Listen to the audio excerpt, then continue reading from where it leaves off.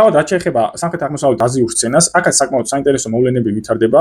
მაგალითად, უკვე დაიწყო უპრეცედენტო სამხედრო წვრთნები ტაივანთან ერთად შეერთებულ შტატებმა, იმ მასშტაბის წვრთნები, რომლებიც არ ჩატარებულა ცივი ომის დასრულების შემდგომ. ასევე თავად ტაივანმა დაიწყო თვითონ ტაივანში, ასე ვთქვათ, საპოლიციო სამხედრო მობილიზება, რომელიც ასე ვთქვათ, ასევე უპრეცედენტოა. ასევე აქ აღსანიშნავია ისიც, რომ შეერთებულმა შტატებმა პირველად ტაივანს გადასცა HIMARS-ის ტიპის შორმანძილზე მფრენი რაკეტები, რომელიც ასე ვთქვათ, კრიტიკულ ნიშნულს უახლოვებს შეერთებულ შტატებსა და ჩინეთს შორის ურთიერთობებს, მაგრამ აქ ნიშანდობლივია იმ ძველი სტრატეგიის განახლება, რომელსაც შეერთებული შტატები იყენებდა მეორე მსოფლიო ომში იაპონიის წინააღმდეგ და ცივი ომის პერიოდშიც, რომელიც გულისხმობს წყნარ ოკეანეში კუნძულთა მეორე ჯაჭვის შეიარაღებას. და რას ნიშნავს ეს?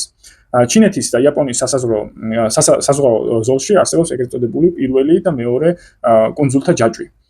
კუნძულთა პირველი ჯაჭვში მოიაზრება ამ შემთხვევაში იაპონია, იაპონური კუნძულები მის სამხრეთით, კუნძული ოკინავა, ტაივანი და ფილიპინების ჩრდილოეთ ნაწილი, რომელიც ასე ვთქვათ, პირველი ზღუდია ჩინური, ასე ვთქვათ, საზღვაო გაფართოების შეკავებისთვის, ხოლო მეორე ეს არის, ასე ვთქვათ, იაპონიიდან იწყება, აქ არის ჩრდილო მარიანას კუნძულები, გუამი და პალაუ. და სწორედ შეერთებული შტატები იწყებს აი ამ მეორე ზოლის კუნძულების გამალებულ შეიარაღებას, გამომდინარე იქიდან, რომ ეს კუნძულთა ჯაჭვი შედარებით მოშორებულია ჩინეთიდან და ჩინეთს გარკვეულწილად ლიმიტები და შეზღუდვები აქვს სარაკეტო, საავიაციო შეზღუდვები, რომ ასე ვთქვათ, იერიშები მიიტანოს აი ამ კუნძულებზე და აი ამ მეორე ჯაჭვის კუნძულებით უნდა მოხდეს მომარაგება, ასე ვთქვათ, პირველი ჯაჭვის კუნძულების ამ შემთხვევაში კონკრეტულად ტაივანი მოიაზრება. ნუ ეხლა აი ამ პოტენციურ საომარ სიტუაციაში რამდენად ჩაერთვება იაპონია, ეს საკმაოდ დიდი კითხვის ნიშნებს აჩენს.